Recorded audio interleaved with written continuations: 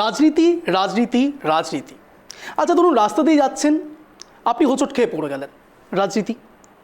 মনে আছে সেই আরজি করের নির্যাতিতা তিলোত্তমা, কেন ভুলবেন, এখনও পর্যন্ত জ্বলছে, তিলোত্তমা বিচারটা পায়নি। আর ঠিক সেখানে তিলোত্তমা যখন কাঁদছে সেখানেও রাজনীতি।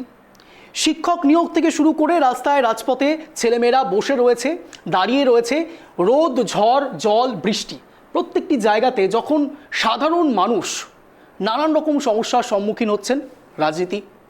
আপনি ঘর থেকে বেরোচ্ছেন, রাজনীতি। সকালবেলা ব্রাশ করছেন, রাজনীতি। রাতের বেলা ঘুমোতে যাচ্ছেন, রাজনীতি। আচ্ছা বলুন তো, রাজনীতি কি সাধারণ মানুষের রন্ধ্রে রন্ধ্রে মজ্জায় মজ্জায় ঢুকে গিয়েছে? না হলে নির্যাতিতার মা বাবা যারা এতদিন ধরে কাঁদলেন, তাদের চোখের জল শোকানো নিয়েও রাজনীতি? কেন বলছি বলুন তো? তার কারণ তিলোত্তমা কাণ্ডে, আরজি কর কাণ্ডে একের পর এক বিস্ফোরক সব বিষয় উঠে এসছে। কখনো বা আরজি কর কাণ্ডে দায় শুধুমাত্র পড়েছে সঞ্জয় রায়ের ঘাড়ে, কখনো বা সাধারণ মানুষ রাত দখল কর্মসূচি থেকে শুরু করে ভোট দখল প্রত্যেকটি ক্ষেত্রে একটি স্লোগান তুলে গিয়েছে, justice delayed means justice denied. আর ঠিক সে জায়গায় সঞ্জয় রায় ছাড়াও আর কে বা কারা যুক্ত, সেই প্রেক্ষাপটে আজ আসবো না। মূল কথা, সাধারণ মানুষ কি চাইছে আজ তারই মূল ভিত্তি। নির্যাতিতার মা বাবা তারাও এতদিন ধরে কেঁদেছে এবং তাদের চোখের জল শুকিয়ে যাওয়া নিয়েও যখন রাজনীতি হচ্ছে তখন প্রশ্ন তো তুলতেই হবে। তার কারণ রাজনীতি করছে নির্যাতিতার মা বাবা। নমস্কার, আমি অঞ্জন, আপনারা দেখছেন ট্রাইব টিভি বাংলা। এখন ঠিক ঘড়ি কাটায় সন্ধ্যে 7টা। আর আজ মূল আলোচনার বিষয়, রাজনীতি করছে নির্যাতিতার মা বাবা। এই প্রসঙ্গ তুলছেন, এই প্রশ্ন তুলছেন সরাসরি মেয়র ফিরহাদ হাকিম। তিনি বলছেন রাজনীতি করতে হচ্ছে শেষমেশ নির্যাতিতার মা বাবাকে। কেন বললেন তিনি এই কথা? একজন তৃণমূল কংগ্রেসের বলিষ্ঠ নেতা হয়ে যখন রাজ্য সরকারের দিকে বারবার প্রশ্ন উঠছে, সে জায়গায় অনেক বেশি সেন্সিবল হওয়া দরকার, অনেক বেশি সংবেদনশীল হওয়া দরকার। যেখানে মুখ্যমন্ত্রী মমতা বন্দ্যোপাধ্যায় স্বয়ং নানান সময় নির্যাতিতার মা বাবার জন্য লড়াই করছেন, রাস্তায় নামছেন, রাস্তায় তার লড়াই সামিল হচ্ছেন নির্যাতিতার মা বাবার সঙ্গে। আর ঠিক সে জায়গায় মেয়র ফিরহাদ হাকিম এক প্রকার তৃণমূল কংগ্রেসের বলিষ্ঠ নেতা শুধু নয়, তৃণমূল কংগ্রেসের প্রাণ। আর ঠিক সে এই বিষয় নিয়ে, এতটা সেন্সিটিভ বিষয় নিয়ে এহেন মন্তব্য করতে পারেন? আর ঠিক সে জায়গায় কুণাল ঘোষ একের পর এক বিস্ফোরক, কখনো বা এই তিলোত্তমা কাণ্ডেই হোক, কখনো বা শিক্ষক নিয়োগ দুর্নীতি কাণ্ডেই হোক, তিনি স্পষ্টত বলছেন, কুণাল ঘোষ স্পষ্টত বলছেন চোখের জল নাকি কোনোদিনও দেখেনি কুণাল ঘোষ। বলছি কুণালবাবু, বাড়িতে কোনোদিনও গিয়েছিলেন নাকি নির্যাতিতার মা বাবার? কি করে বুঝলেন যে চাপা কান্নাটা তারা কাঁদেননি? কি করে বুঝলেন যে রাতের অন্ধকারে তারা দুজন যখন বাড়িতে বসে রয়েছে, ঘরে বসে রয়েছে, তিলোত্তমাকে নিয়ে ভাবছেন, তখন তারা কাঁদেনি? আজ এই প্রশ্নই তুলব। তিলোত্তমা কাণ্ডে, বিশেষ করে আরজি কর ইস্যুতে তৃণমূল কংগ্রেসের এহেন মন্তব্য সত্যিই জাস্টিফাইড? আমার প্রথম প্রতিবেদন আপনাদের সামনে রাখছি, তারপর আসছি বিশদ আলোচনা। দেখুন, কাণ্ডে সঞ্জয়কে দোষী সাব্যস্ত করেছে শিয়ালদা কোর্ট। তাকে আমৃত্যু কারাদণ্ডের সাজাও দেওয়া হয়েছে। সঞ্জয়ের ফাঁসির শাস্তি চেয়ে পৃথকভাবে হাইকোর্টে মামলা করেছে রাজ্য এবং সিবিআই। সোমবার সঞ্জয় রায়ের ফাঁসির আবেদন করে রাজ্য এবং সিবিআই এর দায়ের করা মামলার একত্রে শুনানি হয় বিচারপতি দেবাংশু বসাক এবং বিচারপতি মোহাম্মদ সব্বর রশিদের ডিভিশন বেঞ্চে। শুনানির প্রথমেই দুটি মামলার বিষয়বস্তু এক। রাজ্য এবং সিবিআই দুটি মামলা পৃথকভাবে গ্রহণ করা সম্ভব কিনা তা নিয়ে প্রশ্ন ওঠে। কেন্দ্রীয় তদন্তকারী সংস্থার আইনজীবীর দাবি, নিম্ন আদালতে অর্থাৎ শিয়ালদা কোর্টে এই মামলার পার্টি ছিল না রাজ্য সরকার, তাই সেই রায়কে চ্যালেঞ্জ করে উচ্চ আদালতে তারা মামলা করতে পারে না। এই প্রসঙ্গে পৃথক তিনটি মামলার উদাহরণও দেন সিবিআই আইনজীবী। সেই সংক্রান্ত সওয়াল জবাবের পর নির্যাতিতার পরিবারের বক্তব্য শোনে বিচারপতি দেবাংশু বসাকের ডিভিশন বেঞ্চ। সেখানেই আরজি কর কাণ্ডে দোষী সঞ্জয় রায়ের ফাঁসি চায় না বলে জানিয়ে দিল নির্যাতিতার পরিবার। বরং তাদের দাবি, যে সমস্ত অভিযুক্তরা আছে তাদেরকে দোষী সাব্যস্ত করে সর্বোচ্চ শাস্তি দেওয়া হোক।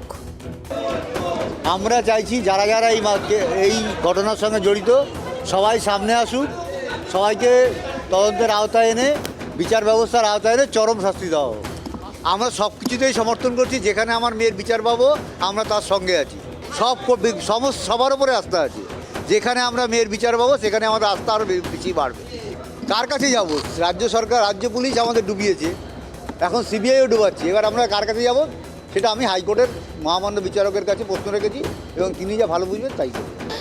তার কারণ আমি ওনাদের সাথে অনেকবার কথা বলেছি, যিনি বাবা মা আছেন ভিকটিমের, ওনাদের বক্তব্য যে ওনার মেয়ের প্রাণ গেছে মানেই যে বাকি যারা দোষী তাদেরকে প্রাণহানির শাস্তি দিতে হবে সেটা ওনারা চান না। ওনারা চান সর্বোচ্চ শাস্তি যেটা কোর্ট মনে করেছে দিয়েছে সেই শাস্তি যাতে কায়েম থাকে এবং বাকি যারা আছে অ্যাকিউজ যাদের চার্জশিট এখনো জমা পড়েনি সেটা যেন খুব তাড়াতাড়ি পড়ে এবং ট্রায়াল শুরু হয়। এদিন শুনানিতে সিবিআই এর করা তদন্তের রায়কে চ্যালেঞ্জ করে রাজ্য সরকারের মামলা করার এখতিয়ার আছে কিনা তা নিয়ে দুই পক্ষের বক্তব্য শুনলেন বিচারপতি। শুনানি শেষে আপাতত রায় ঘোষণা স্থগিত রেখেছে বিচারপতি দেবাংশু বসাক এবং বিচারপতি মোহাম্মদ সব্বর রশিদের ডিভিশন বেঞ্চ। ক্যামেরায় স্বপন রায়ের সঙ্গে রিমিক মাঝির report, tribe TV Bangla, Kolkata. Trinamool কংগ্রেসের এই মন্তব্য আপনারা কি ভাবছেন অবশ্যই জানাবেন, কিন্তু তার সঙ্গে সঙ্গে তৃণমূল কংগ্রেসের এহেন মন্তব্যে ইতিমধ্যে রাজনৈতিক তরজা শুরু হয়ে গেছে। রাজনৈতিক তরজার থেকেও বড় প্রশ্ন, নির্যাতিতার মা বাবা প্রসঙ্গে এই ধরনের বক্তব্য সত্যিই কি বিবেচ্য হয়, সত্যিই কি জাস্টিফাইড হয়? তার কারণ নির্যাতিতার মা বাবা কোনো রঙের নয়, কোনো দলের নয়, তারা ভিকটিমের মা বাবা। এখন তারাও যখন তাদের আবেগ বের করছেন, যখন তারা তার মেয়ের স্মৃতিচারণা করে তাদের বক্তব্য রাখছেন, সেখানেও রাজনীতি, সেখানেও রাজনীতির গন্ধ পাচ্ছেন তৃণমূল কংগ্রেসের এহেন নেতা নেতৃত্বরা। প্রশ্ন তো উঠবেই। আর ঠিক সে জায়গায় প্রশ্ন যখন রাজনীতির, তখন তার চেয়েও বড় প্রশ্ন সিকিউরিটির, নিরাপত্তার। নিরাপত্তা কোথায়? এখনো পর্যন্ত নিরাপত্তা নিশ্চিত হয়েছে কি সাধারণ মানুষের?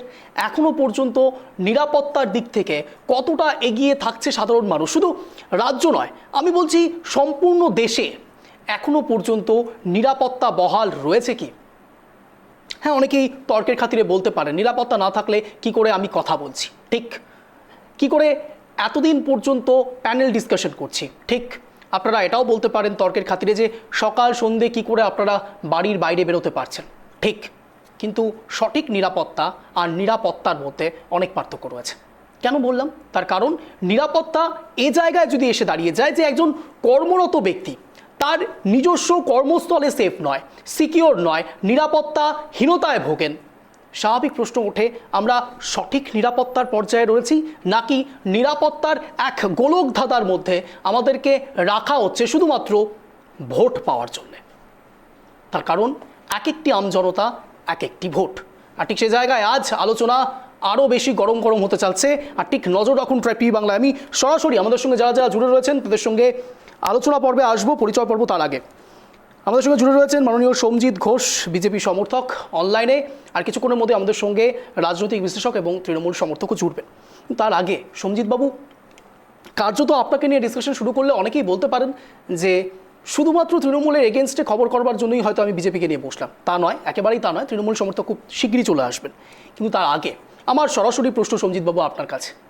আচ্ছা, আমি যখন শুরু করলাম শো তখন আমি বললাম সকালে ব্রাশ করা থেকে শুরু করে রাতের ঘুমানো পর্যন্ত প্রত্যেকটি স্তরে রাজনীতি, রাজনীতি আর রাজনীতি। তিলোত্তমা কাণ্ডে নির্যাতিতার মা বাবা কেন কাঁদছে না, কেন তাদের চোখের জল দেখা যাচ্ছে না, সেটা নিয়েও রাজনীতি। মুখ্যমন্ত্রী মমতা বন্দ্যোপাধ্যায় পদত্যাগের দাবি করছে নির্যাতিতার মা বাবা। আমি বলছি নির্যাতিতার মা বাবা সত্যি কি সেটা চান? তার থেকেও বড় কথা হলো নির্যাতিতার মা বাবা এখন যা কিছু বলবেন তা তো অত্যন্ত আবেগঘন। তারা সব কিছু মন থেকে বলছেন না, তাদের এখন আবেগ জড়িয়ে যাচ্ছে প্রত্যেকটি কথাতে, প্রত্যেকটি শব্দবন্ধতে। তারা তো সিবিআই নিয়েও কথা বলছে।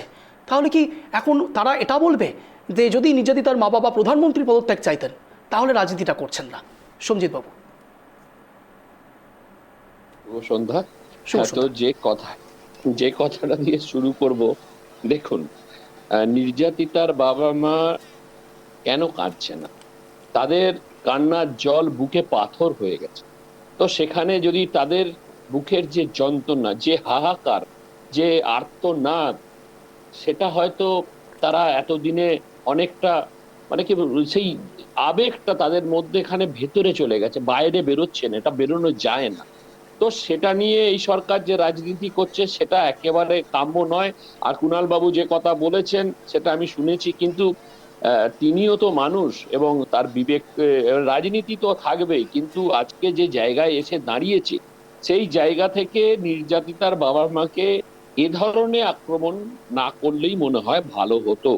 কারণ একটা মা বাবার সন্তান যখন হারিয়ে যায় তার বেদনাটা কি শুধু চোখের জল দিয়ে বুঝলে হয় না, তার অন্তরটাকে বুঝতে হয়। অন্তরটা হয়তো কুড়ে কুড়ে খাচ্ছে, যে তারা যে জাস্টিস চাইছিল সেটা হয়তো তারা পায়নি। আজকে যদি এই কথাগুলো বলতে হতো না, যদি এই সরকার যদি উদাসীন না হয়ে সহানুভূতি দেখাতো তাদের পরিবারের প্রতি, যদি সেই দিনের ঘটনার পর থেকে 4-5 দিন হাতে সময় নিয়ে দায়িত্ব নিয়ে যদি এভিডেন্স ট্যাম্পারিং না হতো, আর পশ্চিমবঙ্গ সরকার যদি আরো একটু মানবিক হতো, তাহলে এই কথাগুলো আসতো না। আজকে তাদের পাটে রয়েছে, তারা সরকারে বসে আছে, তাদের ওপর কথা হচ্ছে, সেখানে তাদের আরো বেশি উদার হওয়া উচিত, সরকারের আরো উদার হওয়া উচিত। আর মাননীয় মুখ্যমন্ত্রী তিনি একজন মহিলা, এবং তার আরেকটু বেশি বোঝা উচিত একটা মায়ের যন্ত্রণা কতটা কতটা। না না সন্দীপবাবু, হাহাকার বিশ্বাস করি। করুন, আমি এখনো পর্যন্ত যতগুলো প্যানেল ডিসকাশন করেছি এবং তার সঙ্গে সঙ্গে মুখ্যমন্ত্রী মমতা বন্দ্যোপাধ্যায়ের প্রত্যেকটি আপস অ্যান্ড ডাউনস আমি যা খেয়াল করেছি এই আরজি কর ইস্যুতে, আমরা কিন্তু এটা বলতে বাধ্য হচ্ছি, মমতা বন্দ্যোপাধ্যায় তিলোত্তমা কাণ্ডে নির্যাতিতার মা বাবার পাশে দাঁড়িয়েছে। নট অনলি দ্যাট, এই শুধুমাত্র আরজি কর ইস্যুকে কেন্দ্র করে তিনি অপরাজিতা বিলের মতো এত রূঢ় একটি বিল তাকেও আনতে চাইছেন মুখ্যমন্ত্রী মমতা বন্দ্যোপাধ্যায়। আমি বলছি মমতা বন্দ্যোপাধ্যায় যা চাইছেন ঠিক সে বার্তা কি নিচু স্তর, আমি বলছি একেবারে উচ্চ স্তর, উচ্চ মধ্য এবং নিম্ন তিন তলাতেই কি পৌঁছচ্ছে না? এখন তো আমার মনে হচ্ছে যে তৃণমূল কংগ্রেসের মধ্যে একটা আত্মসমালোচনা অত্যন্ত দরকারি। না না, কেন পৌঁছবে বলুন না। একটা জিনিস, যদি রাজনীতিতে আসি, তাহলে যদি তৃণমূল কংগ্রেস এখন আড়াআড়ি বিভক্ত, তার কারণ হচ্ছে গিয়ে দিদিমণি বহু জায়গায় নিজে প্রকাশ্যে বলেছেন যে নিচু তলার মানুষের মধ্যে সেই আবেগ নেই, সেই দলের প্রতি আস্থা নেই, তিনি নিজে মুখে বলেছেন। তো তিনি এখন যে জায়গাটা বলছেন নিচু তলার কর্মীরা সেই কথাটা শুনতে পাচ্ছেন না, এবং একে অপরের প্রতি যে গঠনমূলক ব্যাপার থাকে সেটা তৃণমূলের মধ্যে এখন ভাঙনে পরিণত হয়েছে। আর আপনারা সেটা রাজনীতি শিখছেন, আর আপনারা হাত শিখছেন। শুভেন্দু অধিকারী ইতিমধ্যে এই ফিল্ডে নেমে গিয়েছেন। যেই মুহূর্তে নির্যাতিতার মা বাবা এই বিষয়ে মন্তব্য করছেন, অমনি শুভেন্দু অধিকারী নেমে গেলেন ফিল্ডে। কিছুদিন আগে অবধিও আপনারা বলছিলেন যে নির্যাতিতার মা বাবা কিংবা আরজি কর ইস্যুতে যতবারই যে কেউ রাস্তায় নামুক না কেন সেটার মধ্যে কোনো রাজনীতি নেই। এই তো কিছুদিন আগে সম্প্রতি যখন স্বাস্থ্য ভবন অভিযান চললো, ঠিক সে সময় নবান্ন অভিযানও, আমি বলছি প্রত্যেকটা ক্ষেত্রে যখন আন্দোলন হলো, অভিযান হলো, তখন আপনারা বললেন না এটা বিজেপির আন্দোলন নয়, এটার মধ্যে বিজেপি কোনোভাবেই যুক্ত নয়। আর ঠিক সেই জায়গায় শুভেন্দু অধিকারী আবারও ফিল্ডে নেমে পড়লেন এবং সেই জায়গায় রাজনীতি করতে আপনারাও শুরু করে দিলেন। না না, এটা রাজনীতি নয়, এটা রাজনীতি নয়। দেখুন, আমরা কথা এক কথা, আমি কথা হচ্ছে আমাদের এক কথা 100 কথার সমান, যেটা হচ্ছে কি এইটা হচ্ছে কি তার পাশে দাঁড়ানো। এখানে মানে নির্যাতিতার পাশে যদি দাঁড়াই, কোনো অ্যাঙ্গেলে মনে হবে আমরা রাজনীতি করতে নেমেছি বলে এটা নয় যে একটা নির্যাতিতার পাশে থাকতে পারবো না, এটাকে নিয়ে রাজনীতি না, আবেগ। ঠিক মানছি সন্দীপবাবু, তাহলে আপনি বলুন যে মুহূর্তে বিজেপি পাশে দাঁড়াচ্ছে সেই মুহূর্ত থেকে এটা কখনোই আপনারা বলবেন না যে বিজেপি পাশে দাঁড়াচ্ছে, এটা মানুষ পাশে দাঁড়াচ্ছে। না না, একটা জিনিস হচ্ছে কি, আজকে আমি যদি দুটো কথা বলি তাহলে বলবে বিজেপির মুখপাত্র বলছে, কিন্তু আমারও তো আবেগ আছে, আমারও তো মানুষের প্রতি সহানুভূতি আছে। আমরাও তো চাই যে একটা যদি মানে একটা কথা বলি সেটা রাজনীতি হবে, কিন্তু রাজনীতির ভেতর থেকেও যদি অন্তঃস্থল থেকে যদি ধরেন তাহলে বুঝবেন যে একটা নির্যাতিতার পাশে দাঁড়াবার বার্তা আমরা দিচ্ছি। বেশ, একেবারে আপনারা নির্যাতিতার পাশে দাঁড়ানোর বার্তা দিচ্ছেন। এই মুহূর্ত থেকে আজকে আমরা যখন শো করছি তখন কার্যত এখন ঠিক ঘড়ি কাটায় 7টা 15 বাজে এবং আজ সোমবার। আপনি কথা দিন যে সিবিআই এখনো পর্যন্ত কোনো কিছু করে উঠতে পারছে না, আপনারা সিবিআই দপ্তর অভিযান করবেন। শুনুন, সিবিআই এর উপর আস্থা করবেন কিনা একবার হ্যাঁ বা নাতে বলুন না। না না, আমি কি বলছি, আমার কথাটা শুনুন, হ্যাঁ না এর উত্তর পেয়ে যাবেন। সেটা হচ্ছে গিয়ে সিবিআই এর প্রতি আস্থা, বিশ্বাস, ভরসা এবং সিবিআই কে কাজ করার সুযোগ দিতে হবে। আমরা চাই সিবিআই যেন দ্রুত চার্জশিট ফেলুক এবং যেগুলো বাকি আছে, যারা যাদের নাম আছে তারা যেন চার্জশিটে তাদেরকে নাম নিয়ে আসে এবং উপযুক্ত শাস্তির পেছনে তাদের মানে এগিয়ে নিয়ে যাওয়ার জন্য কোর্টকে যেন সহযোগিতা করে। এটা আমরা সবসময়ের জন্য চাইছি, কারণ নির্যাতিতা সঞ্জয় রায়ের যদি এই মুহূর্তে ফাঁসি হয়ে যায়। চন্দ্রবাবু, আপনাকে একটু ইন্টারাপ্ট করছি, আমাদের সঙ্গে এখন জুড়ে গিয়েছেন মাননীয় গৌরাঙ্গ চৌহান, তৃণমূল সমর্থক। গৌরাঙ্গবাবু, আপনাকেও স্বাগত ট্রাইব টিভি বাংলায়। আমার সঙ্গে রয়েছে ইতিমধ্যে মাননীয় সমজিৎ ঘোষ, বিজেপি সমর্থক। আমি পরিচয় পর্ব তো চলে গেলাম, কিন্তু এবার সমজিৎ বাবু আপনি কন্টিনিউ করুন। তো সেই জায়গাটা থেকে সঞ্জয় রায়ের যদি এই মুহূর্তে, যে সরকার যেটা চাইছে যে এই মুহূর্তে তার ফাঁসি হয়ে যাক। দেখুন, একটা কথা হচ্ছে কি, মায়ের চেয়ে মাসির দরদ বেশি, আর তাই জন্য মাননীয় মুখ্যমন্ত্রী সারা পশ্চিমবঙ্গে বাজাচ্ছে কাশি। কিন্তু এটা নয়, ঘটনা যে জায়গাটায় জানতে হবে যে কেন তিনি হাইকোর্টে চলে যাচ্ছেন। আরে পরিবারের সাথে কথা বলো, পরিবারকে সহযোগিতা করো, পরিবারের পাশে দাঁড়াও। সিবিআইও তো যাচ্ছে হাইকোর্টে। হ্যাঁ, সিবিআইও তো হাইকোর্টে যাচ্ছে। সিবিআই হাইকোর্টে যাচ্ছে কারণ সরকার যাচ্ছে বলে, এই সরকার যাচ্ছে বলে। একটা যখন কোর্টের প্রতি আস্থা বিশ্বাস, না, CBI also want capital punishment.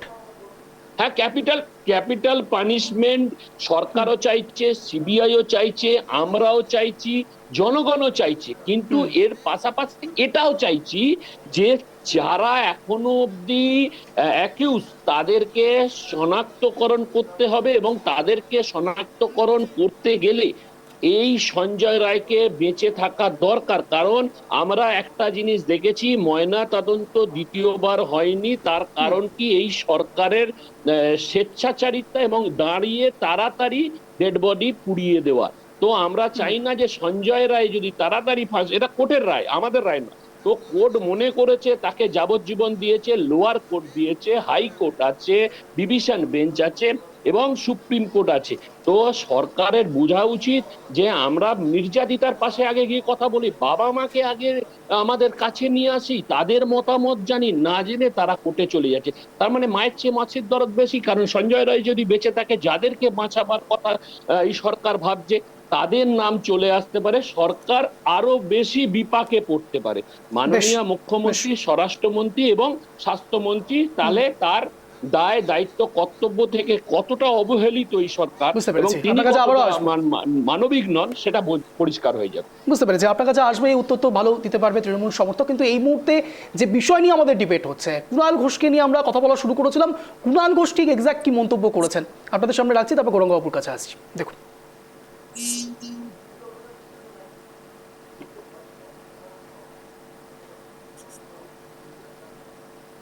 আপনাদের সামনে কুণাল ঘোষ কি বলেছেন সেটা আপনাদের সামনে রাখার চেষ্টা করছি। মূলত কুণাল ঘোষ যা বলছেন তা তো বিস্ফোরক।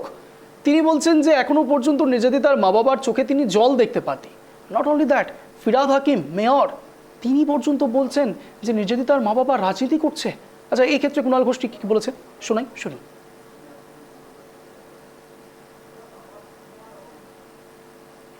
অভয়ার বাবা মাদের প্রতি আমাদের পূর্ণ সম্মান, সহমর্মিতা আছে। তারা তাদের মেয়েকে হারিয়েছেন, কিন্তু তারা কিছু অন্ধ তৃণমূল বিরোধী বাম, অতি বাম এবং চক্রান্তকারীর কথায় বিভ্রান্ত হয়ে তারা সমানে তাদের অবস্থান বদলাচ্ছেন। মানে মাঝে মাঝে এমন দাঁড়াচ্ছে, আগে ওনারা ক্যামেরায় দেখে নিচ্ছেন এটা কোন চ্যানেল বা কোন কাগজ, তাদের পলিসি অনুযায়ী ওনাদের স্টেটমেন্টটা হবে, তাহলে সেটা দেখানো হবে। মানে তারা আগে ক্যামেরার লোগো দেখে নিচ্ছেন যে এটা কোন চ্যানেল, তারা কোন অ্যাঙ্গেলে খবর করে, সেই অ্যাঙ্গেলে ওনারা স্টেটমেন্ট দিচ্ছেন। আমাদের বিস্ময় লাগছে যে বাবা মার বুক ভেঙে গেছে মেয়ের মৃত্যু, সেই দিন থেকে বাড়ির দরজায় দাঁড়িয়ে রোজ স্নায়ু ধরে রেখে এক এক দিন এক এক রকম স্টেটমেন্ট দিয়ে যাওয়া কি করে হতে পারে? আমরা কান্নার ছবি দেখতে পেলাম না, আমরা বুক ফাটা আর্তনাদের যে ছবি আমরা দেখে থাকি। এরা ইস্পাত কঠিনভাবে প্রথম দিন থেকে রোজ সাংবাদিকদের নানা রকম বলে গেলেন। কখনো বলছেন কলকাতা পুলিশ ঠিক করেছে, কখনো বলছেন করেননি, কখনো বলছেন সিবিআই চাই, কখনো বলছেন সিবিআই এর কথাও মানব না, কখনো বলছেন আর এক কথা। দেখুন, সন্তান হারা, আমরা তাদের একদম আক্রমণ করতে চাই না, কিন্তু মুখ্যমন্ত্রীকে কেউ কানে মন্ত্র দিচ্ছে যারা চক্রান্তকারী তাদের মুখপাত্র হয়ে গিয়েছেন এই অভয়ার বাবা মা। অনেকগুলো শব্দবন্ধ আমাকে একটু কালেক্ট করতে হয়েছে। 1 স্নায়ু, 2 কান্নার ছবি, 3 ইস্পাত কঠিন, 4 ক্যামেরা লোক। আমি প্রথম গৌরাঙ্গবাবুর কাছে যাব। গৌরাঙ্গবাবু, আমরা ট্রাইব টিভি বাংলা, আপনার মনে হয় না তো নিশ্চয়ই যে এই দলের সমর্থন হয়ে কথা বলি, ওই দলের সমর্থন হয়ে কথা বলি? কার্যত নিশ্চয়ই মনে হয় না, কিন্তু যে মুহূর্ত থেকে আমি ডিবেট সেশন শুরু করেছিলাম আপনাকে আমি পাইনি। আর একটু দেরি করলে পরে লোক বলেই দিতেন যে তৃণমূল সমর্থকদের এগেনস্টে আমরা খবর করছি। গৌরাঙ্গবাবু, দেখুন, 31 বছরের ডক্টর যিনি রেফট হয়েছিলেন, তার সমস্ত তথ্য প্রমাণ যতটুকু পেয়েছে তার ভিত্তিতে একজনকে অ্যাকিউজড করা হয়েছে এবং তার সঙ্গে লোয়ার কোর্টে তার যাবজ্জীবন রায় হয়েছে। এবার প্রথম অবস্থাতে ফাঁসি চাই, এটা চাই, ওটা চাই, অপরাধীদের ধরতে হবে, ইনারাই বাবা মা এবং নির্যাতিতার বাবা মা থেকে শুরু করে বিভিন্ন দলের মানুষরা প্রতিদিন পশ্চিমবঙ্গকে মিটিং, মিছিল, কর্মসূচি, রাত জাগো বিভিন্ন কর্মসূচি তারা করলেন। করে যখন খুব 40-45 দিনের মধ্যে বা 5 মাসের মধ্যে, 4-5 মাসের মধ্যে ওদের একটা ভার্ডিক্ট বের হলো, একটা রায় বের হলো। সেই রায় বের হওয়ার পরে তারা খুশি নয়, প্রথমে তিনি বললেন। সেই অনুযায়ী আমাদের মুখ্যমন্ত্রী হাইকোর্টে গেলেন, তারা খুশি নয় বলেছিলেন বলে হাইকোর্টে গেলেন। দ্বিতীয় দিন, কয়েকদিন পরেই যখন আবার তাকে দেখা যাচ্ছে, তার বাবা মা, নির্যাতিতার বাবা মার হয়ে উকিল গার্গী গোস্বামী আবার হাইকোর্টে তিনি অ্যাপিল করলেন যে এখনই সেন্টেন্স অফ ডেথ চান না।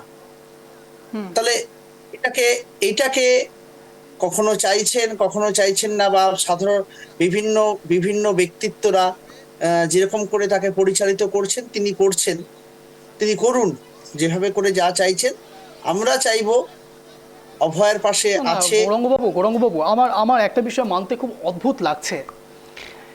যেখানে মুখ্যমন্ত্রী মমতা বন্দ্যোপাধ্যায় স্বয়ং নির্যাতিতার মা বাবার পাশে দাঁড়াচ্ছেন এবং অপরাজিতা বিলের মতো এত কঠিন একটি বিল আনার চেষ্টা করছেন, ঠিক সে জায়গায় কুণাল ঘোষ এবং তার সঙ্গে সঙ্গে ফিরহাদ হাকিম যে বক্তব্য পেশ করছেন, সত্যি সেটা বাঞ্ছনীয়। তিনি বলছেন স্নায়ুর কথা, তিনি বলছেন কান্নার ছবির কথা, তিনি বলছেন ইস্পাত কঠিন। আমি বলছি, গৌরাঙ্গবাবু, আপনারাকে বাড়িতে গিয়ে দেখে এসছেন নির্যাতিতার মা বাবার? যখন এই ক্যামেরা থাকে না, সোকল্ড ক্যামেরা, লোগো এসব থাকে না, তখন কি আপনারা দেখে এসছেন যে নির্যাতিতার মা বাবা ঘরে বসে কাঁদছিলেন কিনা? যদি না দেখে থাকেন তাহলে এই ধরনের মন্তব্য করছেন কি করে? আপনি আপনার বাড়িতে কি করেন, এই মুহূর্তে দাঁড়িয়ে থেকে আপনি আমার সঙ্গে কথা বলছেন, আপনাকে আমি দেখতে পাচ্ছি, আপনাকে দেখতে বেশ সুন্দর লাগছে এবং তার সঙ্গে সঙ্গে আপনি খুব ভালো কথা বলছেন, কিন্তু আপনার মানসিক স্টেজ আমি কি এখান থেকে দাঁড়িয়ে বুঝতে পারবো? তাহলে তারা বলছেন কি করে? তারা কি আজকাল রাজনীতি ছেড়ে দিয়ে সাইকোলজিস্ট হয়ে যাচ্ছেন? না, দেখুন, প্রত্যেকটা মানুষের যখন তাদের সন্তানকে হারায়, সন্তানকে যখন একদম তাদের জীবন থেকে তাদের চলে যায়, তার একটা রিপারকেশন থাকে মানুষের মধ্যে। তিনি সাধারণভাবে তিনি প্রতি মুহূর্তে সাধারণ মানুষের মতো তিনি থাকতে পারেন না। আজকে কিছু চিকিৎসকদের গাফিলতির কারণে সেই সময়টাতে আর্জি করে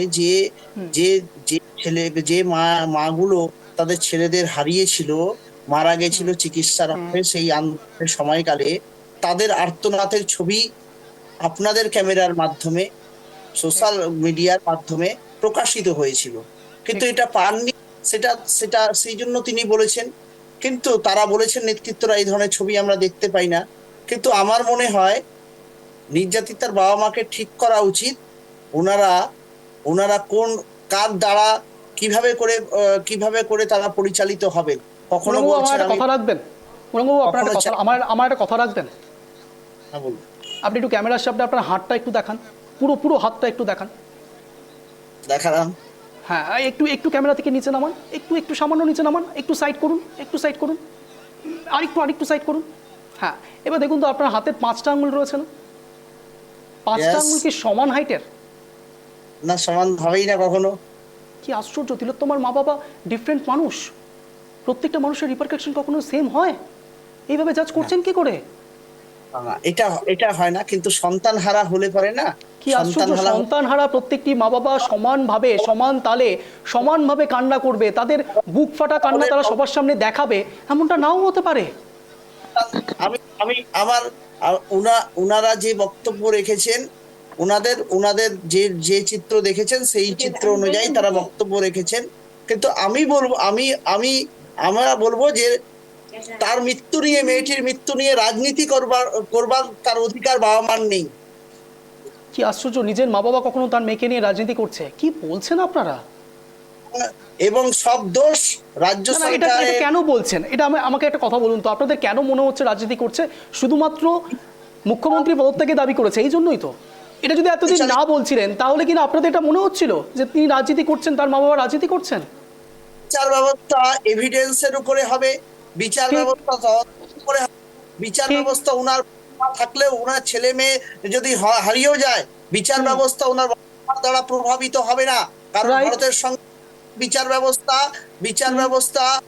তার নির্দিষ্ট গতি, তার নির্দিষ্ট, তার অর্থ হলো, তার মানে গৌরাঙ্গবাবু আপনি বলতে চাইছেন সিবিআই যে তার মা বাবাকে ডাকছে না, কিছু ভুল করছে না, ঠিক করছেন। তাহলে সেই বিষয়ে তো আপনারা আওয়াজ তুলছেন, সিবিআই কেন নিজেদের তার মা বাবাকে এখনো পর্যন্ত ডাকেনি, সেখানে তো আপনারা আওয়াজটা তুলেছেন।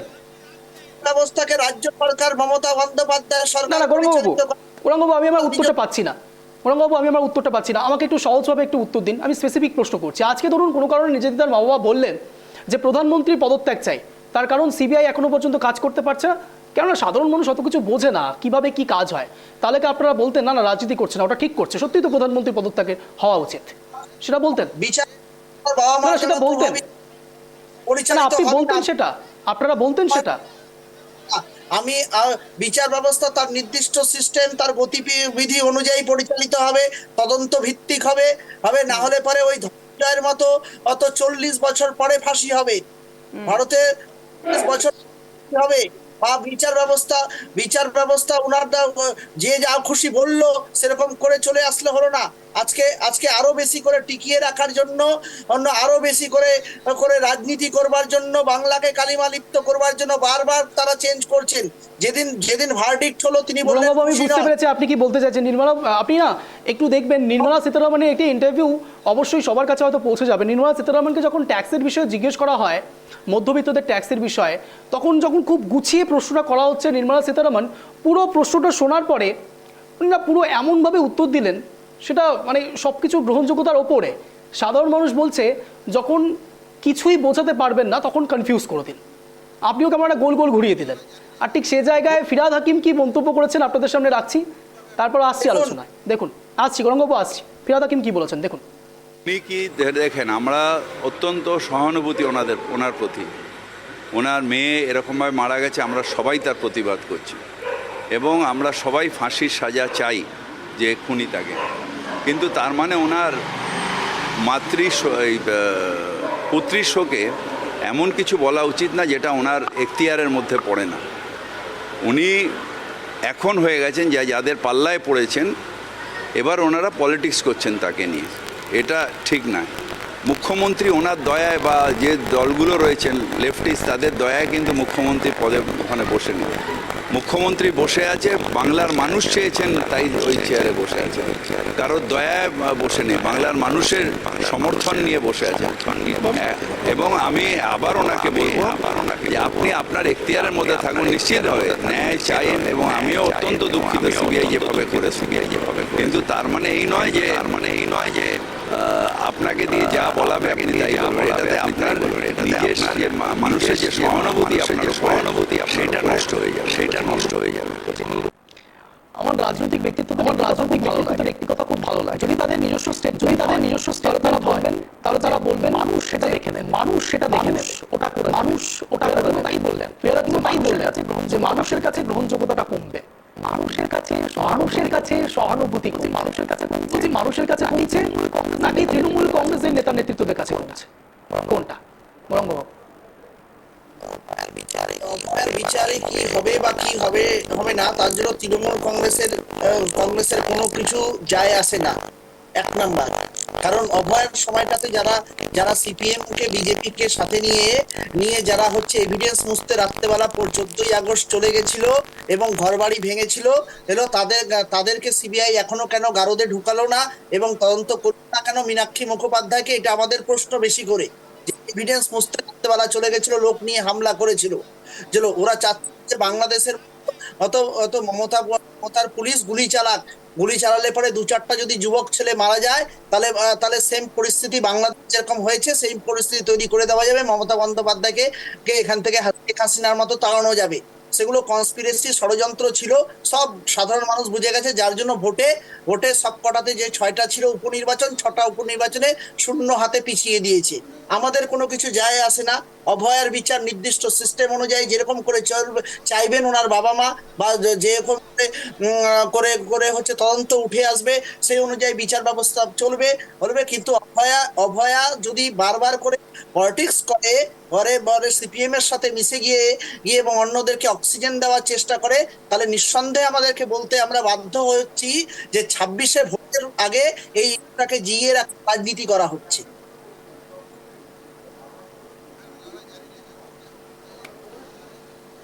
স্পিচলেস। সঞ্জিত বাবু, দেখুন, সব থেকে বড় কথা হচ্ছে কি, এখানে যে কথাটা বলবো আমি এখানে স্পেসিফিক দুজনকার নাম নিয়ে একটু বলবো।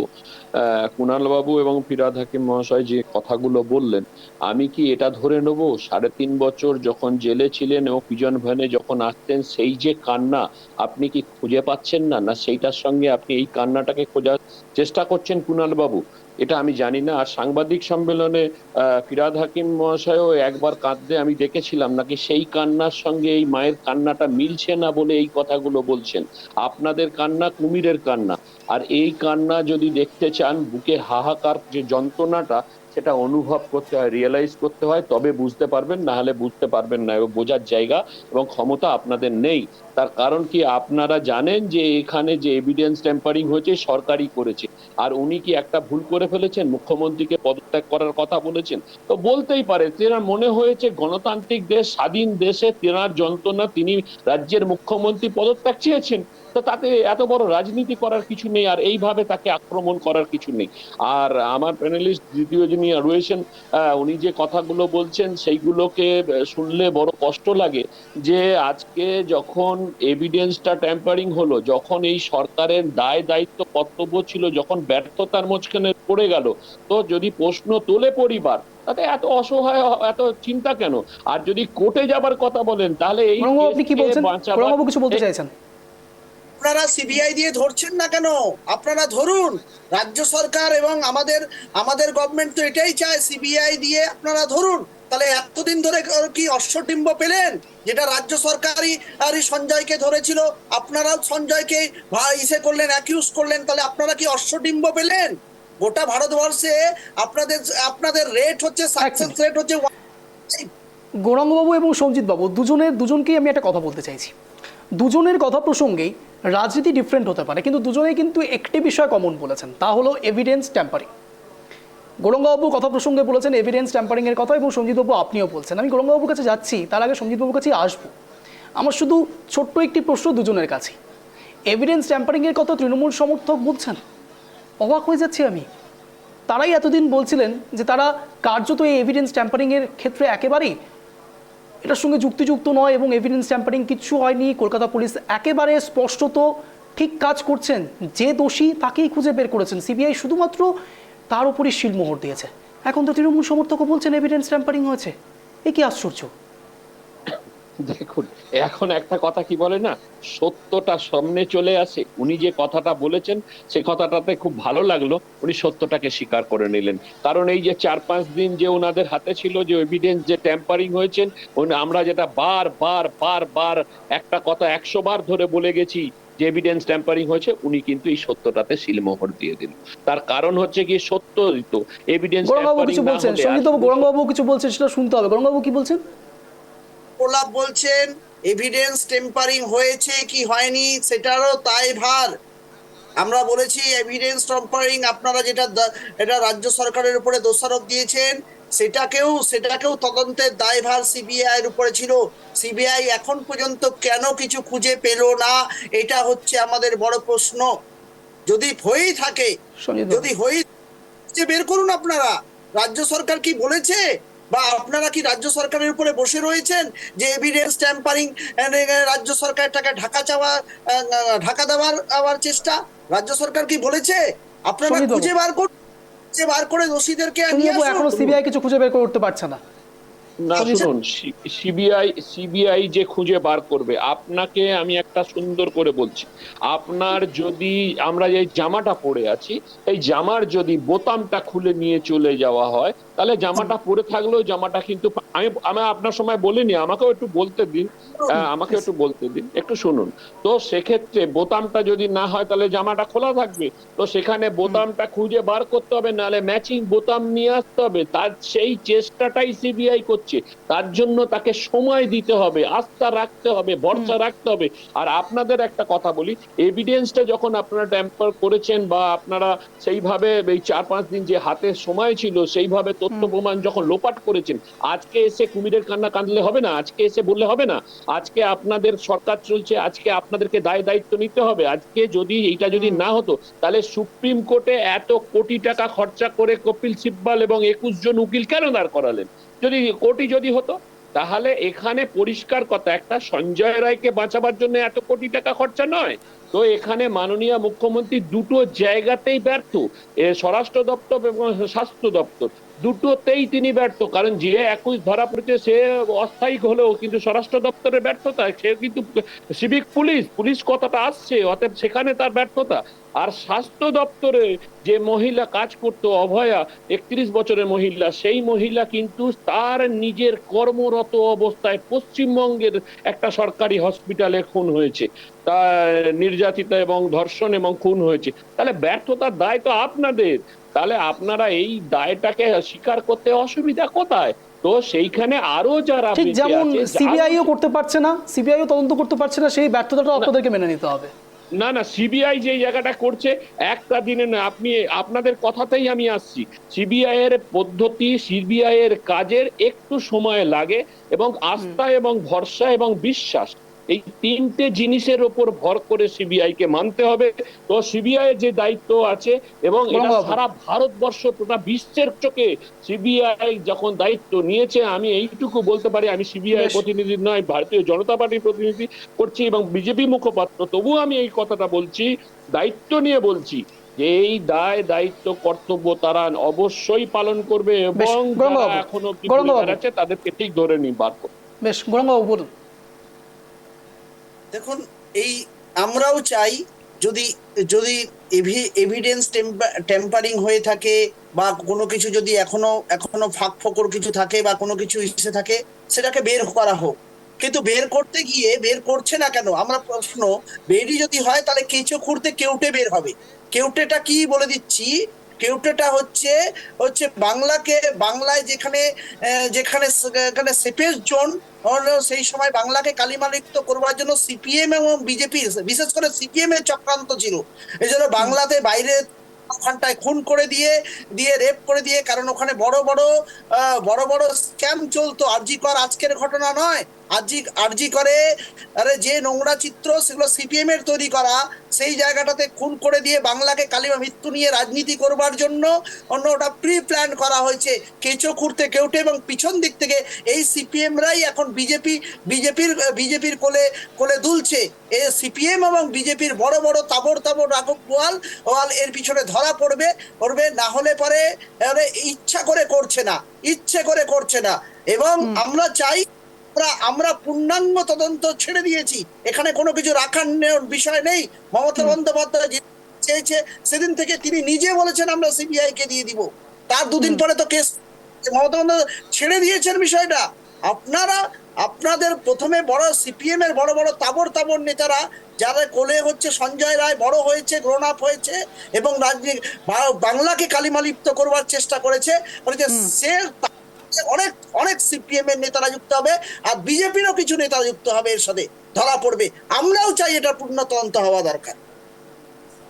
অর্থাৎ আপনি বলতে চাইছেন যে বিজেপি এবং সিপিআই দুজন জোটবদ্ধ হয়ে 2026টাও লড়বে? 2026-এ সিপিএমই তো সিপিএম এবং বিজেপি তো একসাথেই লড়ে, একসাথে সিপিএম এর ভোটই বিজেপিতে গেছে 100%। রামের ভোট বামে গেছে, নাহলে পরে রামের বিজেপির কোনো অস্তিত্ব ছিল? 100% তারা একসাথে লড়ে। 100%। প্রয়াত হয়েছেন সুব্রত মুখার্জি, আপনাদের নিশ্চয়ই মনে থাকবে, প্রয়াত হয়েছেন সুব্রত মুখার্জি। তার প্রতি শ্রদ্ধা রেখেই বলছি, আমার কাছে একদিন একটি ছবি এসেছিল, আমি জানি না সেটা কতটা সত্যতা রয়েছে। সে এক সময় লড়াই করেছিল এবং তার লিফলেটের মধ্যে স্পষ্টত লেখা ছিল তৃণমূল এবং বিজেপি। বলছি তৃণমূল বিজেপিকে আনছে নাকি বিজেপি নিজে নিজে আসছে নাকি সিপিআইএম বিজেপিকে আনছে, এসবের মধ্যে আমরা পড়তেই চাই না। আমাদের মূল কথা জাস্টিস এখনও পায়নি তিলোত্তমা। যদি পেত তাহলে এই পর্যায়ে অবধি আসতেই হতো না এবং সাধারণ মানুষকে দিনের পর দিন রাস্তায় এভাবে বসে থাকতে হতো না। সাধারণ মানুষ কিন্তু রাজনীতিটা বোঝে না। তারা যে বলছে না রাত দখল কর্মসূচি, অনেকেই অনেক ছেলে খেলা করে, অনেকেই অনেক একেবারে পাত্তাই দিচ্ছে না, এরকমভাবে ডোন্ট কেয়ার একটি অ্যাটিটিউডে অনেকে অনেক কিছু বলছেন, রাত দখল কর্মসূচি, ভোট দখল কর্মসূচি এসব করে গিয়েছেন। এগুলোর মধ্যে বেস রয়েছে, তারা কি করতে চাইছেন সেটা বুঝতে হবে। তার মানে তো এই দিক থেকে দেখতে গেলে মোমবাতি মিছিল, শান্তিপূর্ণ মোমবাতি মিছিল, তাহলে সেগুলো কোনো আইকন তৈরি করতো না, সেগুলো কখনো আইডিয়াল হতো না। সাধারণ মানুষ এগুলো করেন এই জন্য, তার কারণ প্রতিবাদের অনেক রকম ভাষা হয়। একটা সময় প্রতিবাদের ভাষা না না না আমরা একটা সময় প্রতিবাদের ভাষা দেখেছি, ট্যাক্সির ওপর চড়ে প্রতিবাদ করতে দেখেছি প্রতিবাদের ভাষা। আমরা প্রতিবাদের ভাষা দেখেছি অনুপ্রবেশকারীদের জন্য 2006 সালে কার্যত একেবারে লোকসভা স্পিকারের মুখে কিছু ছুড়ে দিতে আমরা প্রতিবাদ দেখেছি। আমরা এই সব প্রতিবাদ দেখেছি বাংলায় থেকে। তাহলে বাংলার মানুষ আজ যদি রাত দখল কর্মসূচি করছে, ভোট দখল কর্মসূচি করছে, তাহলে সমস্যাটা কোথায়? রাজনীতি তো ব্রাশ থেকে শুরু করে ঘুম অবধি প্রত্যেকটি পর্যায়ে চলে যাচ্ছে।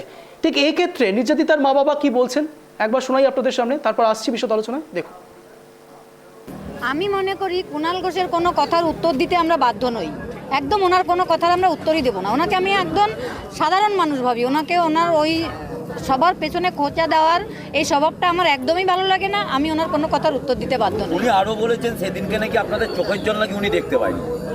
চোখের জলে কোন দিন দেখতে পাননি? উনি দেখতে পাবেন না, মন্টি মারা গেছিল, উনি কোনোদিন দেখতে পাবেন না। উনি দেখবেন কি করে? উনি কি আমাদের ওখানে প্রেজেন্ট ছিলেন? কারা দেখেছে? সিপি দেখেছে, এসিপি দেখেছে, মুরলীধর শর্মা দেখেছে এবং সফিয়া মল্লিক দেখেছে। টালা থানার ওসি ওখানে প্রেজেন্ট ছিল এবং আমার স্ত্রী টালা থানার ওসির পায়ে পর্যন্ত ধরেছে সেমিনার রুমে ঢোকার জন্য, ঢুকতে দেওয়া হয়নি। এবং তা সত্ত্বেও সেমিনার রুমের মধ্যে অসংখ্য লোক ঘোরাঘুরি করছিল। উনি কি করে দেখবেন? যখন রাত্রি 9টা 10:30টার সময় আমার মেয়ের ডেড বডি যখন আমার ঘরে ছিল, তখন ডিসি নর্থ আমাকে যখন টাকা দিতে নিয়ে এসেছিল এবং সঞ্জীব মুখার্জি নিজে ডিসি নর্থকে ঘরে নিয়ে এসেছিল টাকা দেওয়ার জন্যে। আর কি করে দেখবেন উনি? তাহলে নির্মল ঘোষ, সঞ্জীব মুখার্জি, সোমনাথ দে, এই নামগুলো এদের শাস্তি চান? জজ সাহেব নিজে ইন্ডিকেট করে দিয়েছেন যে এরা কেন এত উদ্যোগ নিয়ে দেহটাকে পুড়িয়ে দিল। আমরা কদিন আগে যে আমাদের শ্রদ্ধেয় পঙ্কজ দত্ত দাদাকে হারালাম, আমি ওনাকে স্যার বলি না, দাদা বলি। কালকে ওনার ওয়াইফের সঙ্গে আমার কথা হয়েছিল, তখন উনি আমাকে বলছিলেন যে আমরা দুটো পরিবারই সব হারিয়ে ফেলেছি, আমরা কি এভাবে সৎ মানুষদের হারাতেই থাকবো? তা সেই দাদার আমার কি মানে অপরাধ ছিল? উনি বলেছিলেন কি যে এক সিভিক ভলেন্টিয়ার এসে একটা কর্মরত ডক্টরকে মেরে ফেললো, খুন করলো, ধর্ষণ করলো, তাহলে আরজিকর হসপিটাল কি একটা? আজকে আমি মুখ্যমন্ত্রীর কাছে আবেদন মানে চোখ রেখে জবাব চাই যে এটা আমার স্বপ্নের একটা হসপিটাল ছিল আরজিকর, সেখানে চান্স পেয়ে আমার মেয়ে সেদিন কত খুশি হয়েছিল, যে বারবার আমাকে বলেছিল মা আমি আরজিকরে চান্স পেয়েছি, তুমি খুশি হয়েছো তো? সেইখানে আমার মেয়েকে ধর্ষিতা হতে হয়েছে, খুন হতে হয়েছে। সেখানে আমি মুখ্যমন্ত্রীর কাছেই জবাব চাইবো যে আরজিকর হসপিটালটা কি, যে আমার মেয়েকে একটা সিভিক ভলেন্টিয়ার এসে ধর্ষণ করে গেল, খুন করে গেল, তাহলে আরজিকর হসপিটালটা বন্ধ করে দেওয়া হোক। আমার সেই আর যে রাধা গোবিন্দ কর, তিনি ভিক্ষা করে যে হসপিটালটা প্রতিষ্ঠা করেছিলেন, তার কি আজকে এই হাল? আমি মনে করি সঞ্জয় রায় একা এই কাজ করেনি, এবং পরে সন্দীপ ঘোষ এবং অভিজিৎ মণ্ডলের বিরুদ্ধে যে তথ্য প্রমাণ সিবিআই এনেছিল সেটাও 90 দিনের চার্জশিট দিতে পারলো না বলে তারাও ছাড়া পেয়ে গেল। এখানে মনে করব আমি পুলিশ যেমন তথ্য প্রমাণ লোপাট করেছিল, সিবিআইও এরকম তথ্য প্রমাণ লোপাট করেছে, তাই ওদের বিরুদ্ধে কোনো চার্জশিট আনতে পারেনি। নির্যাতিতার মা বাবা যা বললেন এরপরে আমরা জানি না যে কী কথা থাকতে পারে। কার্যত তারা যা বলার চেষ্টা করলেন যে তাদের মধ্যে কোনো রাজনীতির বিষয় নয়, তারা মুখ্যমন্ত্রীর পদত্যাগ কিংবা যে কথাগুলো বলছেন এই কথাগুলোর মধ্যে কিন্তু যথেষ্ট আবেগ রয়েছে, এটা বুঝতে হবে। আমাদের রাজনীতির ঊর্ধ্বে গিয়ে আমরা প্রত্যেকে মানুষ গৌরাঙ্গবাবু, আর ঠিক সে জায়গায় আমরা অনেক রকম কথা বলে থাকি, কিন্তু সেটার কতটা বেস রয়েছে সেটা বিচার না করে আপনারা তো অনেকটা বুদ্ধিজীবী মানুষ, ফিরহাদ হাকিম থেকে শুরু করে কুণাল ঘোষ প্রত্যেকেই বুদ্ধিজীবী, আমি তো অন্তত বিশ্বাস করি। আর ঠিক সে জায়গায় তারা এহেন মন্তব্য করতে পারেন একজন নির্যাতিতার মা বাবার জন্য। আপনিও বলছেন, আপনিও অগোচরে ইনডিরেক্টলি এই কথাগুলো বলার চেষ্টা করছেন। আমি বলছি আপনারা এই কথাগুলো বলছেন কি করে, এতটা ইনসেন্সিবল হচ্ছেন কি করে আপনারা? ইনসেন্সিবিলিটির একটাই পরিচয়, এটা যদি বলে থাকেন ইনসেন্সিবিলিটির বিষয় নয়, যেটা আমরা বলেছি, বারবার করে বলেছি যে নির্যাতিতার পক্ষে সবসময় তৃণমূল কংগ্রেস বা বর্তমান রাজ্য সরকার আমরা আছি, ছিলাম এবং থাকবো। কিন্তু বিষয়টা হচ্ছে যখন রাজনীতি করা হবে, একদিন প্রথম দিন বলছে যখন ফাঁসি হলো না তখন মরা কান্না কেঁদে বলছে আমি বিচার পেলাম না, আমার মরা কান্না শব্দটা প্লিজ ব্যবহার করবেন না। না না গৌরাঙ্গবাবু প্লিজ আপনি কথাটাকে উইথড্র করুন, আমি সেন্সার করছি নইলে। একজন মুখ্যমন্ত্রীকে যিনি ওনাদের জন্য ওই মেয়ের জন্য অপরাজিতা বিল আনছেন, যিনি এর সাথে যুক্ত না, কোনো সরকার কোনো কালে কোনো সময় চাইবে না যে তার শাসনকালে এই ধরনের কোনো ঘটনা ঘটুক। কারণ অনেকদিন আগে যে বামফ্রন্ট সরকার ছিল তখন এত ক্যামেরা, মিডিয়া, এত মানুষের ইসে ছিল না। খুন, নির্যাতন মানে অহরহ ব্যাপার ছিল। তাপসী মালিককেও দেখেছি সিপিএম এর সময়, এবং বিজেপির সময় মনীষা বাল্মীকিকেও দেখেছি। উত্তরপ্রদেশে তার বডিটাও দিতে দেওয়া হয়নি, ক্যামেরাকেও ঢুকতে দেওয়া হয়নি, কোনো লোককে ঢুকতে দেওয়া হয়নি, এবং সেই বডিটাকে তুলে নিয়ে দিয়ে পুলিশ পুড়িয়ে দাহ করে বাবা মাকেও দেখতে দেয়নি। এই মনীষা বাল্মীকির ঘটনাও আপনাদের মিডিয়া মাধ্যমে আপনারাও জানেন কি ঘটনা। কোনো সেদিন কাউকে ওই গ্রামেও ঢুকতে দেওয়া হয়নি, কাউকে ঢুকতে দেওয়া হয়নি, কোনো মিডিয়াও ঢুকতে পারে নাই। এই জন্যই তো তৃণমূল কংগ্রেসকে আনা হয়েছিল 2011 সালে, এই ব্যক্তিত্বের জন্যই তো, যাদের যেন এই ধরনের কোনো প্রবলেমে কোনো সাধারণ মানুষ না পড়েন, এই জন্যই তো আনা হয়েছিল। তাহলে একই রকম এক্সাম্পল সেট কেন করবেন আপনারা? সমর্থনে আসে নাই তৃণমূল কংগ্রেস, মানুষের কাজের মাধ্যমে প্রতিষ্ঠিত হয়ে আছে, এবং আরো 20 বছর থাকবে, 25 বছর থাকবে। পৃথিবীর কোন শক্তি, এই সাম্প্রদায়িক শক্তি বা কনস্পিরেসি ষড়যন্ত্রকারীদের শক্তি, তারা কোনোদিনও এই পারবে না, তারা যতই চেষ্টা করুক। কিন্তু বিষয়টা একটা জায়গায় গিয়ে এসে আছে, তিনি ভার্ডিক্টের দিন বলছেন আমি বিচার পেলাম না, মানে মৃত্যুদণ্ড হলে খুশি হতাম, আর আজকে আবার বলছে আমি মৃত্যুদণ্ড চাই না, এটা চাই। তাহলে চাক না, উনি যা আপনি মূল ভার্ডিক্টটা শুনেছেন গৌরাঙ্গবাবু? নির্যাতিতার মা বাবা এটাও বলেছিলেন গৌরাঙ্গবাবু, আপনাকে এটা জানতে হবে, এবং আপনি হয়তো শুনেওছেন, আমি জানি না সেটাকে আপনি সুকৌশলে এড়িয়ে যাচ্ছেন নাকি ভুলে গিয়েছেন। নির্যাতিতার মা বাবা এই কথাটিও বলেছিলেন সরাসরি যে তারা এই যে রায় দেওয়া হয়েছে, যে সাজা ঘোষণা করা হয়েছে, তাতে তারা আপ্লুতও নয়, হতাশাগ্রস্তও নয়। অর্থাৎ তারা এই বিষয়টিতে অত্যন্ত নিউট্রাল রয়েছে। তার কারণ এ পর্যায়ে এসে তারা তার মেয়েকে হারিয়েছে, সেটা মৃত্যুদণ্ডই হোক, যাবজ্জীবনই হোক, কেউ কিন্তু তার মেয়েকে ফিরিয়ে আনতে পারবে না গৌরাঙ্গবাবু। এতটুকু সদয় ভাব আপনাদের থেকে আশা করা যায়। আমরা প্রথম দিনই বলেছিলাম এটা লোয়ার কোর্টের ডিসিশন, আপার কোর্টে কি হবে। আপার কোর্টে যদি সঞ্জয় রায় দোষী নয়, ছেড়ে দেখ না আপার কোর্ট, কি দরকার আপার কোর্ট ছেড়ে দেখ। আপনারা তো আরো বেশি খুশি হবেন, নির্যাতিতা এবং সিপিএম, এপিএম, বিজেপি তো আরো খুশি হবে। ছেড়ে দেখ না, হিংস্র দানবিক মানুষগুলোকে ছেড়ে দিয়ে বিচারের নামে প্রহসন করতে থাকুক, বছরের পর বছর চলতে থাকুক, 20 বছর 25 বছর ধরে একটা রায় হোক। তারপরে হচ্ছে যেরকম উন্নয়ন হয় নাই, হাতরাসে হয় নাই, কোথাও বিচার পায় নাই, সেরকম করে বাংলাতেও তাই চলুক। আপনারা তো তাই চান। Point valid point. সঞ্জিত বাবু ভ্যালিড পয়েন্ট। গৌরাঙ্গবাবু যা বলতে চাইছেন তার মূল বক্তব্য আমি যতদূর বুঝতে পেরেছি তা হলো কোনো এক জায়গায় যদি এটা ডিলে হতে থাকে, গৌরাঙ্গবাবুর কথা তো স্পষ্ট, justice delayed means justice denied. Sanjit বাবু, হ্যাঁ, তাহলে তো আমাকে প্রথমে বলতে হবে তাহলে কামদুনি, হাঁসখালি এবং পার্ক স্ট্রিট তখন কেন এত আর্তনাদ হাহাকার ছিল না? কেন এখন অবধি কামদুনির বাবা মায়েরা বিচার পায়নি? কেন এখনো অবধি সেই কেস এখনো কোর্টে চলছে? কেন তাদেরকে সাজা দেওয়া হলো না? কেন এই সরকার এখনো অবধি উদাসীন, তাদের হয়ে চারটে কথা বলছেন না? এক। আর দ্বিতীয় নম্বর হচ্ছে যেটা বলতে হবে যে কথায় কথায় উনি বলছেন সিপিএম, আরে সিপিএম এর পার্টি অফিস গুলো খোলার লোক ছিল না, আপনারা কি করে দায়িত্ব নিয়ে সিপিএম এর পার্টি অফিস খুলে দিলেন? কেন হাওয়া অক্সিজেন দেওয়া শুরু করলেন? তাহলে তো আজকে এই দিন দেখতে হতো না। আজকে লড়াই করেছিল মাননীয় মুখ্যমন্ত্রী যখন এই সিপিএম এর সঙ্গে, তখন বিজেপির সঙ্গে লড়াই করেনি, তখন বিজেপি ছিল না। তো সেই জায়গা থেকে আমরা যেটা লড়াই করছি, আমরা যেটা বলার চেষ্টা করছি, আমরা যেটা করছি, দেখুন ইউসিসি ইউনিভার্সাল সিভিল কোড আজকে উত্তরাখণ্ডে লাগু হয়ে গেল। যদি ক্ষমতা থাকে মাননীয় মুখ্যমন্ত্রীর দম থাকে তো তাহলে এই পশ্চিমবঙ্গে লাগু করে দেখা। অপরাজিতা বিল লাগবে না, অপরাজিতা বিল লাগবে না।